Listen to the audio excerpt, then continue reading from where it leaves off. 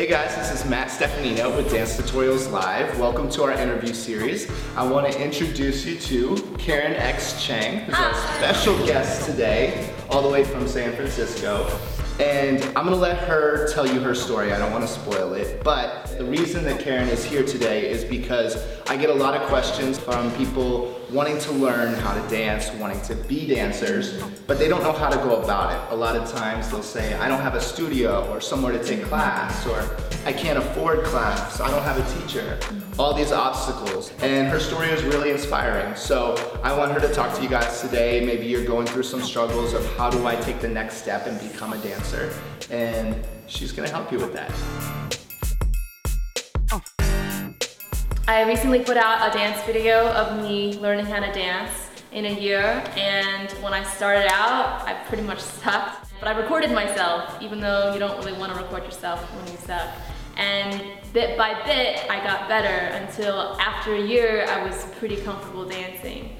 And I think that's what people see. When you see dancers like Matt on YouTube, they're already so good, and that can be really intimidating because at least when I started dancing, I always felt like, how do these people get so good? We don't ever get to see Lay Twins or Matt Stefanino when they were just learning.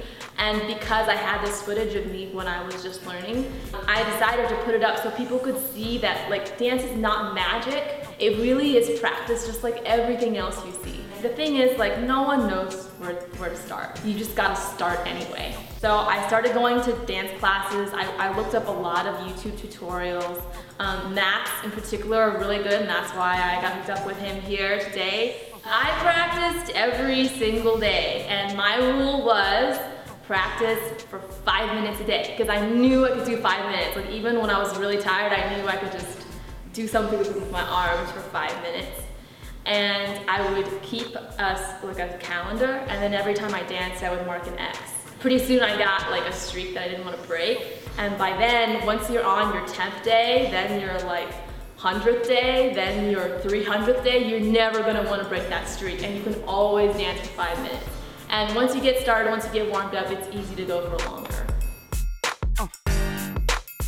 The thing that I don't like to publicize that much, but I have to be honest about how the video went viral, was that I marketed it like crazy. And it didn't just go viral by itself, and things don't just happen by itself. And if you're wanting to make a viral dance video, you don't just like put it up on YouTube and expect it to go crazy. There's a lot of videos that are of really good dancers. I am not that amazing of a dancer. I'm like pretty decent for a year, but I knew it couldn't be that. And so what I did was I told a story, and that's the best way to make a video go viral, or at least to get people interested, is to tell a story in your video. I thought really hard about what kind of title I would write to get people to click on it.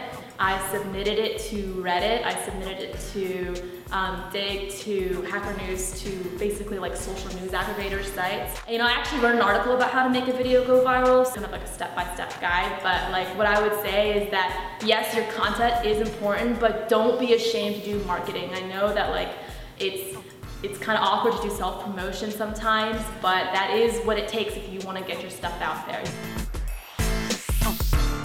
It's not enough just to practice harder, you have to always think about how to practice smarter. And one thing that stuck was to write down concepts that I was working on, or like let's say a teacher tells me, like, Karen, try using your shoulders more because it gives you character.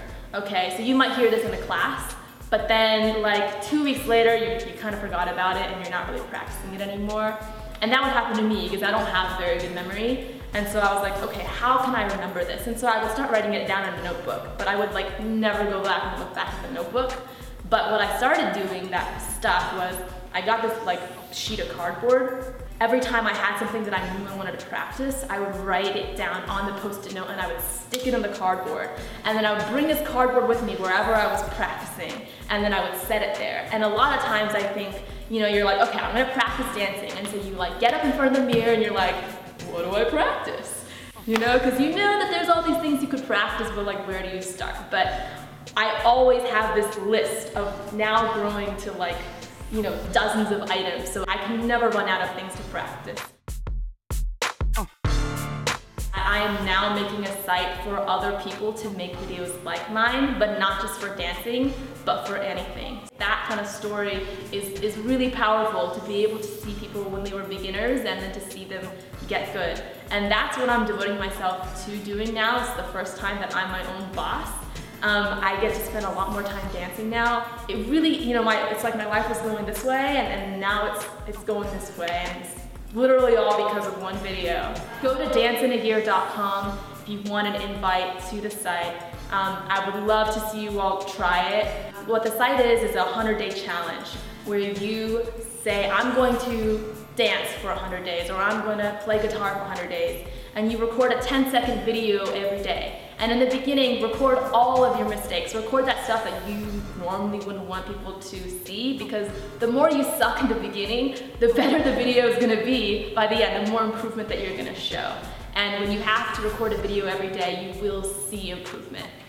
All right, I want to thank Karen so much for being here today. Thanks so much for having me. It's an amazing, amazing story. I hope you guys are inspired. For those of you that have been putting it off or making excuses, now is the time. Now is the time. You can learn how to dance and you can become amazing in 100 days, in a year, whatever it is that you're willing to dedicate, you guys can get there. So thank you again, Karen, for being here. So and much. I hope you guys are ready. Go find a tutorial right now. Dance Tutorials Live, we have tons of them, and we'll see you on the next video. Bye-bye.